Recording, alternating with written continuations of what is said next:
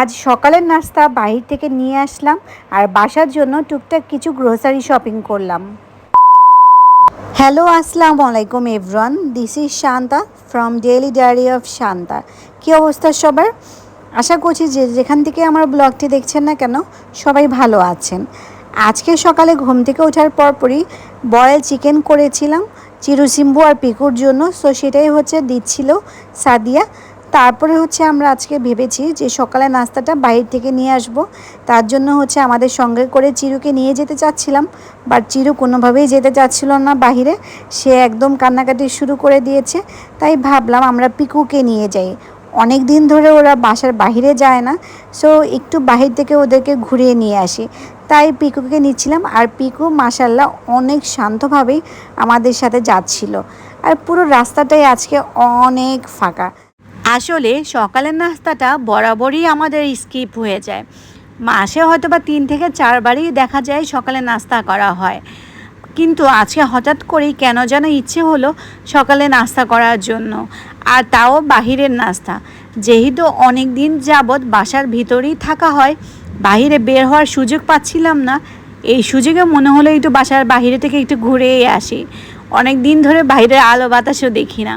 আর pharmacy থেকে প্রয়োজনীয় কিছু ওষুধপত্র নিয়ে নিলাম।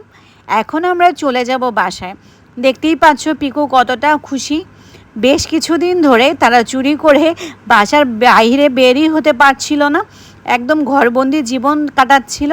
সাডেনলি বাসার বাইরে এসে সে একদম অবাক হয়ে যাচ্ছে, কী রে আজকে কী খুশিতে আমাকে বাইরে নিয়ে যাচ্ছে।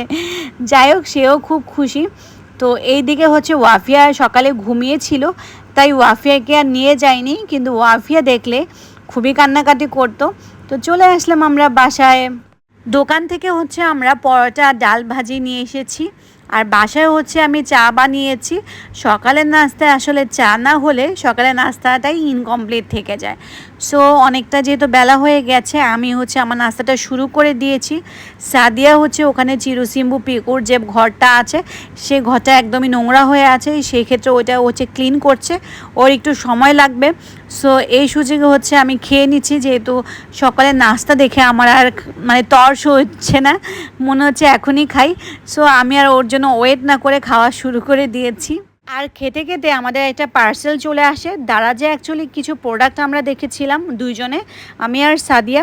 সো আমাদের কাছে বেশ ভালো লেগেছিল, তো ওইটা আমরা রিভিউ দেখে তারপর অর্ডার করেছিলাম। তো এইটা একটা সিরামটার অনেক অনেক ভালো রিভিউ দেখেছি। তো এখন আমি আরেকটা প্রোডাক্ট তোমাদের সাথে আনবক্সিং করছি, যে প্রোডাক্টটার আরও অনেক ভালো ভালো রিভিউ ছিল। এটা নাকি আসলেই অনেক কাজ করে। সো দেখে আমাদের কাছে মনে হলো কেননা আমরাও একটা অর্ডার করে দেখি আসলে এটা কতটা ভালো। সো এইটা অ্যাকচুয়ালি আমরা দেখেছিলাম সানবিজ বাই তুনি আপুর পেজে। সো এটার অনেক ভালো ভালো রিভিউ ছিল, দ্যাটস ওয়াই আমরা এটা অর্ডার করি। এটা কেম্বো, এটা একটা বডি হোয়াইটনিং ক্রিম। প্রোডাক্টের প্যাকেজিংটা তো বেশ ভালোই ছিল, আর যতটুকু আমি এক্সপেক্ট করেছিলাম তার থেকেও প্রোডাক্টের কোয়ান্টিটিটা অনেক ভালোই ছিল। আর এই প্রোডাক্টগুলো যদি তোমরা কেউ ইউজ করে থাকো তাহলে অবশ্যই আমাকে কমেন্ট করে জানাতে পারো যেগুলো আসলেই কাজ করে কি করে না। আর আমি নিজে ব্যবহার করে যদি কোনো পজিটিভ পাই তাহলে অবশ্যই আমি তোমাদেরকে সামনে রিভিউ দেব ইউজ করার পরে। আর এই প্রোডাক্টটার সাথে একটা বাঁচা স্লিপিং ফেস মাস্কও ফ্রি দিয়েছিল, যেটা কিন্তু ভালোই ছিল। সো প্রোডাক্টের কোয়ালিটি যেহেতু ভালো ছিল, কোয়ান্টিটিও অনেকটা ভালো ছিল। সো আমার কাছে প্রাইসটাও রিজনেবলই লেগেছিলো, 690 টাকা টোটাল কস্ট পড়েছিল। তো বাসায় আব্বু আম্মু কেউই নেই, তো বাসায় কিছু গ্রোসারি শপিং আর কিছু কাঁচা বাজার লাগবে, তাই আমি ওয়াফিয়াকে নিয়ে আর সাদিয়াকে নিয়ে সন্ধ্যার সময় বের হয়েছিলাম কিছু কাঁচা বাজার নেওয়ার জন্য। সো এখানে আসলে অনেক কিছুরই দেখছিলাম যে আসলেই দ্রব্যমূল্যের দাম অনেক অনেক বেশি। একটা জিনিস আমি অনুভব করলাম যে মধ্যবিত্তদের জন্য ঢাকার মতো শহরে থেকে সব কিছু আসলে বেয়ার করাটা সো টাফ, যদি দ্রব্যমূল্যের দাম এত বেশি থাকে। যাই হোক, কাঁচা বাজার নেওয়া শেষ করে তারপরে আমরা স্বপ্নের ভিতরে ঢুকে পড়েছি। এখন ওয়াফিয়া ট্রলিতে বসার জন্য পাগল হয়ে গিয়েছে, সে এই ট্রলিতেই বসতে চায়। তাই সাদিয়া ওয়াফিয়াকে ট্রলির মধ্যে বসিয়ে দিচ্ছিল। স্বপ্নে আমরা এসেছি মেনলি সাদিয়ার কিছু প্রোডাক্ট নেওয়ার জন্য, like face wash, shampoo, conditioner, others যা যা লাগে মান্থলি ইউজ করার জন্য সব কিছুই। কিন্তু এখানে ওয়াফিয়া বায়না শুরু করে দিয়েছে যে সে ট্রলিতে পুরো স্বপ্ন ঘুরবে।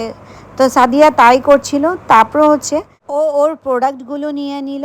তারপরে হচ্ছে আমরা চলে আসলাম এখন নুডলসের সেকশনে। যেহেতু বিকেলের নাস্তায় ওয়াফিয়া সবসময় নুডলস খায়, সেজন্য নুডলস তো লাগেই। তো প্রথমেই ভাবছিলাম যে আমরা মিস্টার নুডলস নিব।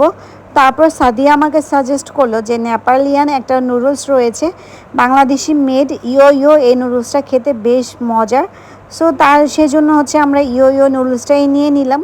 এইদিকে ওয়াফিয়া তো ট্রলিতে ঘুরে সেই আনন্দ পাচ্ছিল। সো বাসায় চিজ শেষ হয়ে গিয়েছিল, তাই সাদিয়া হচ্ছে চিজ দেখছিল। আসলে চিজটা খুবই অ্যাসেনশিয়াল, পিৎজা বার্গার এগুলোতে তো চিজ লাগেই। তো আমাদের প্রোডাক্ট যা প্রয়োজনীয় ছিল সব কিছুই হচ্ছে আমরা নিয়ে নিচ্ছিলাম। সো এখন হচ্ছে বিলিং করার পর্ব, তো বিলটা আমরা হচ্ছে এখন কমপ্লিট করব। আমাদের প্রয়োজনীয় যা যা ছিল সব কিছুই কেনাকাটা শেষ হয়ে গেছে। তো এখন হচ্ছে আমরা বাসায় চলে যাব। সো বাসায় এসে দেখি যে আপনাদের ভাইয়া আমার পছন্দের চিকেন রোল নিয়ে এসেছিল। বলেছিলাম না পাশেই হচ্ছে আমাদের একটা নতুন বেকারি ওপেন হয়েছে। সো আপনার ভাইয়া প্রতিদিন বিকেলেই হচ্ছে এই ড্যানিশ চিকেন রোল, তারপর হচ্ছে এখানে একটা মজাদার পিৎজা রয়েছে, সেগুলো হচ্ছে প্রতিদিনই কিছু না কিছু নিয়ে আসে। সো সেটাই হচ্ছে আমি বিকেলে না, অ্যাকচুয়ালি রাত হয়ে গেছে অলমোস্ট, রাতের নাস্তা কমপ্লিট করে নিচ্ছিলাম। এইদিকে পিকু হচ্ছে ওর বারান্দা রেখে বা টয়লেট রেখে বিভিন্ন জায়গা হাগুমুতু শুরু করে দিয়েছিল। তাই সাদিয়া হচ্ছে ওকে বকাবকি শুরু করে দিয়েছে যে কেন ও এরকমটা করছে, কেন ওর নির্দিষ্ট জায়গাতে ও হাগুমুতু করছে না। সো দেখতেই পাচ্ছ আমাদের সিম্বু এদিকে নতুন বাচ্চার জননী, সে হচ্ছে তার বাচ্চাগুলোকে দুধু খাওয়াচ্ছিল। যাই হোক, তারপর হচ্ছে আমি আর সাদিয়া আবার পেন্টিং নিয়ে বসি। সো আমাদের এই দুইটা পেন্টিং হচ্ছে কমপ্লিট হয়ে গেছে, দেখতেই পারছো। সো পেন্টিংগুলো কেমন লেগেছে তোমাদের কাছে অবশ্যই জানাবে। সো এই তো ছিল আমার আজকের ব্লগ। নেক্সট ব্লগে আবার দেখা হবে, সেই পর্যন্ত সবাই ভালো থাকবেন। আল্লাহ হাফেজ।